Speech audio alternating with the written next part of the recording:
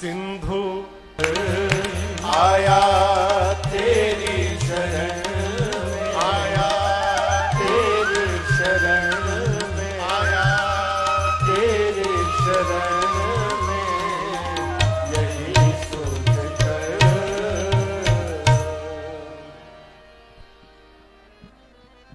मैं निवेदन करूं आपसे, जीवन में सबसे सरल कोई मार्ग है तो आत्मसमर्पण कर देना। भगवान को आत्मसमर्पण करिए। प्रभु हम कुछ नहीं जानते ना, जानने में तो खतरा है। आत्मसमर्पण करिए, शरणागत भाव में आइए। भगवान, देखिए एक कहावत है, भगवान के घर में देर है, भगवान के घर में अंधेर नहीं है। आप लोग सुने हैं? कौन कौन सुना है ये कहावत? भगवान के घर में देर है, अंधेर नहीं है। ये कहावत सत्य नहीं है। इसमें केवल आधा सही है, आधा बिल्कुल गलत है। सरकार, भगवान के घर में अंधेर नहीं है, ये तो सही है, लेकिन भगवान के घर में देर है, ये सही नहीं है, बिल्कुल सही नहीं है। भगवान देरी नहीं करते कृपा करने में, और यदि देरी हो रही है तो वो देरी भगवान की ओर से नहीं है, वो देरी हमारी ओर से हो रही है। वो देरी हमारी है, हम नहीं पहुंच रहे वहां पर। द्रौपदी ने कृष्ण को पुकारने में विलंब किया था। पहले तो पकड़ के बैठी थी, मैं बचा लूंगी अपनी लाज, पकड़ी थी, मैं बचा लूंगी। भगवान सोचे जब स्वयं बचा रही है तो बचाने दो। दुशासन खींच रहा है, अंतिम परत बची थी साड़ी की, आखिरी परत। एक बार और द्रौपदी मैया घूम जाती ना तो वस्त्र निकल जाता शरीर से। तब मां को एहसास हुआ कि अब मेरे बचाने से मेरी लज्जा बचने वाली नहीं है। तो जिस हाथ से साड़ी पकड़ा था, कन्हैया के भरोसे मां ने हाथ छोड़कर हाथ ऊपर उठा लिया। कहा, कृष्ण मैं तो नहीं बचा पाई, अब तुम बचा सकते हो तो आकर के बचा लो। आखिरी परत घूमती भगवान पहुंच गए। ये कथा कहती है विलंब हम करते हैं, भगवान देरी नहीं करते हो। इसलिए किसी भी स्थिति परिस्थिति में आप हो, शरणागति भाव में आइए। भगवान का प्रण है, अभयम सर्वभूतेभ्यो ददाम्य एतद व्रतम। राम जी कहते हैं एक बार जो मनुष्य, एक बार, कितनी बार? एक बार का। देखिए पूजा रोज करना पड़ता है, एकादशी का व्रत महीने में 2 बार रखना पड़ता है, महीने महीने पर भगवान के धाम जाकर दर्शन भी करना पड़ता है, रोज माला भी जपना पड़ता है, करना पड़ता है ना बार बार। लेकिन एक काम ऐसा है जो राम जी अपने मुख से कहते हैं कि मनुष्य यदि ये काम एक बार अपने जीवन में कर दे, मैं जीवन भर उसकी रक्षा करने को तैयार हूं, जीवन पर्यंत। वो काम क्या है? कुछ नहीं करना, ठाकुर जी के सामने जाना है, विश्वास पूर्वक अपने दोनों हाथ को ऊपर उठाकर कहना है, प्रभु आज तक संसार के भरोसे जी रहा था, आज से आपके भरोसे हो गया हूं नाथ, मैं आपकी शरण में आ गया। ये है शरणागत।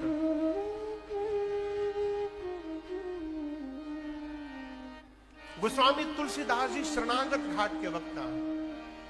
आप मानस को ध्यान से पढ़िएगा, बाबा जब जब बोले हैं एक ही बात बोले हैं, महामंद मन सुख चाहसी ऐसे प्रभु ही विचार। वो केवल एक बात कहते हैं, भगवान की शरण में चलो। ये मानस का पहला घाट है। गोस्वामी जी कहते हैं, मैं वो कथा सुनाने जा रहा हूं जो आप सबके बगल में तीर्थराज प्रयाग में याज्ञवल्क्य ऋषि ने श्री भरद्वाज जी को सुनाई थी। अब ये मानस का दूसरा घाट है तीर्थराज प्रयाग। कथावाचक हैं श्री याज्ञवल्क्य ऋषि और श्रोता हैं श्री भरद्वाज जी। इस घाट का नाम है कर्मकांड घाट। याज्ञवल्क्य जी ने कर्म प्रधान कथा सुनाई। याज्ञवल्क्य जी कहते हैं, भरद्वाज जी मैं आपको वो कथा सुनाने जा रहा हूं जो कैलाश में बैठकर भगवान शिव ने मां भवानी जी को सुनाई। ये मानस का तीसरा घाट है। वक्ता है भगवान शंकर, श्रोता है मां भवानी, और इस घाट का नाम है ज्ञान घाट। मानस में जितनी ज्ञान की बातें हैं सब भगवान शिव ने बताई। बाबा कहते हैं, देवी मैं आपको वो कथा सुनाऊंगा जो नीलगिरी पर्वत पर श्री कागभूषुंडी जी ने गरुड़ जी महाराज को सुनाई। ये मानस का चौथा घाट है। कथावाचक है, बोलिए, कथावाचक के है श्री कागभूषुंडी जी और श्रोता है गरुड़ जी महाराज। इस घाट का नाम है भक्ति घाट। भक्ति का क्या महत्व है, भक्ति कैसे प्राप्त होगी, ये सब बात उत्तर कांड में कागभूषुंडी जी ने बताई। ये मानस के 4 घाट हैं। अब 5वां घाट परानुपुर का ये पंडाल है। सरकार, ये पंचम घाट है, जहां पर वक्ता के रूप में ठाकुर जी ने राजन को बिठाया है, श्रोता के रूप में आप सभी लोग बैठे हैं, और इस घाट का नाम है भाव घाट। हम भाव से कथा सुनाएंगे और ये आशा करेंगे उसी भाव से आप श्रवण करेंगे। सभी वक्ताओं ने अपने श्रोताओं को कथा गाने से पहले कथा की महिमा सुनाई। मैंने अपने पूज्य महाराज श्री के श्रीमुख से जो महिमा सुनी है मैं उसको सुनाऊं और उसके बाद कथा में आगे गति करेंगे। ये कथा करती क्या है?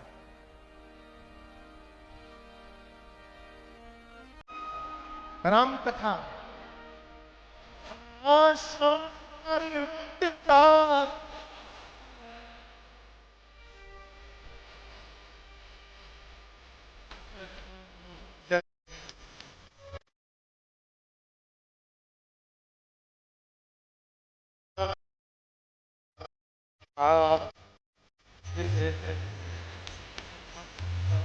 सभी लोग आइए। जय श्री राम कथा से श्रवण कर मिट जाती है, से श्रवण कर मिट जाती है, कथा श्रवण कर मिट जाती है, कथा श्रवण कर मिट जाती। 100 जन्म जन्म की व्यथा हो, जय जय राम कथा, जय श्री राम कथा, जय जय राम कथा, जय श्री राम कथा।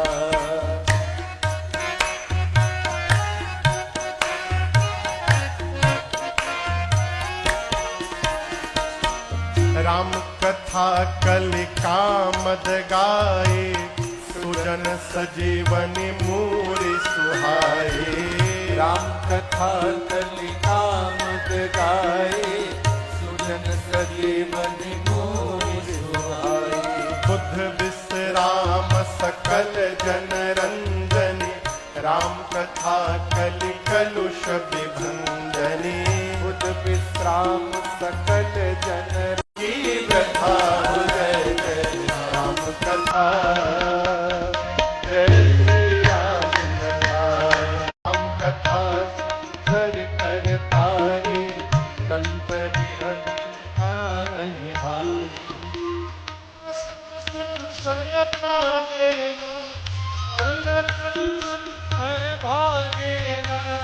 मेरा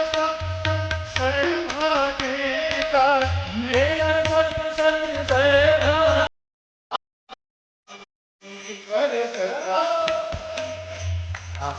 कथा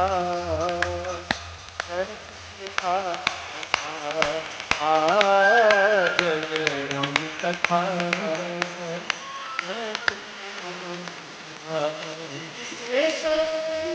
मिट जाती है, श्रवण कर मिट जाती, एक श्रवण कर मिट जाती है, मिट जाती।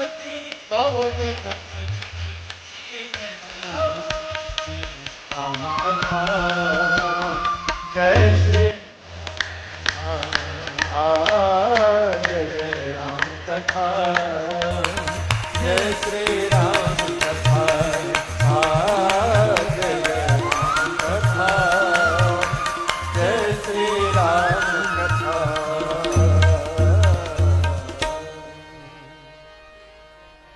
जय जय राम कथा यही है राम कथा जीवन की व्यथा को समाप्त कर दे। कथा क्या है? देखिए, हम यदि यहां कथा गाने आए हैं, हम आपको नित्य पहले 1.5-2 घंटा अपने बारे में बतावें, केवल अपने बारे में बतावें, आप 1 से 2 दिन बर्दाश्त करेंगे, पूरा पंडाल खाली रहेगा। लोग कह रहे भागा कपार में बाथा हो गई बा। जीव के बारे में सुनने से व्यथा बढ़ती है और वही व्यथा जगदीश की कथा सुनकर समाप्त हो जाती है। वो कथा है। सभी वक्ताओं ने अलग अलग महिमा बताई। क्यों? जिसको जीवन में जिस प्रकार का अनुभव प्राप्त हुआ वो वैसी महिमा गाया। गोस्वामी जी कहते हैं ये कथा कामधेनु है, मनुष्य की समस्त कामनाओं को पूर्ण करने की शक्ति है इनमें है। सज्जनों के लिए राम जी की कथा संजीवनी बूटी के समान है। याज्ञवल्क्य ऋषि कहते हैं कि जीवन में समस्त बीमारी के जड़ का नाम है मोह। क्या नाम है? देखिए, 6 प्रकार की बीमारी है। नाम मालूम है?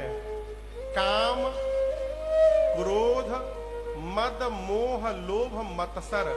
इन 6 बीमारी के जड़ का नाम है मोह। मोह सकल व्याधि न कर मूला।